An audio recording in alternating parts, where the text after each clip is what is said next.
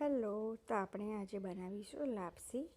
તો લાપસી માટે મેં પાણી ગરમ કર્યું છે. એની અંદર 1 વાડકી ગોળ અને 1 વાડકી ખાંડ લીધું છે, જેને મેં ઉકાળી લીધું છે. તો ઘીની અંદર મેં 2 વાડકી જેટલા ફાડા લીધા છે, એને સારી રીતે શેકી લીધા છે. થોડા શેકાય એટલે આપણે એની અંદર ડ્રાયફ્રૂટ નાખી દઈશું. તમને ગમતા ડ્રાયફ્રૂટ તમે નાખી શકો છો. તો ડ્રાયફ્રૂટ આમાં રોસ્ટ થઈ જાય છે તો ટેસ્ટમાં સારા લાગે છે. તો ફાડા ગુલાબી રંગના સરસ શેકાય એટલે આપણે એની અંદર આજે પાણી ઉકાળ્યું હતું ગોળ અને ખાંડનું એડ કરી દઈશું અને એને ઉકળવા દઈશું.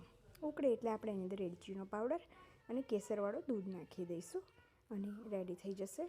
હવે આ પાણી ઉકળે એટલે આપણે કુકરને બંધ કરી દઈશું અને 4 થી 5 વિસલ વગાડી દઈશું. તો લસલસતી સરસ મજાની ગરમા ગરમ લાપસી ખાવાની ખૂબ જ મજા આવે છે. તો જુઓ, રેડી થઈ ગઈ છે મારી લાપસી. કેવી ફાઇન છૂટી અને એકદમ સોફ્ટ બની છે. તો તમને કેવી લાગી મને જરૂરથી જણાવશો અને મારી રેસીપીને લાઈક કરશો. બાય.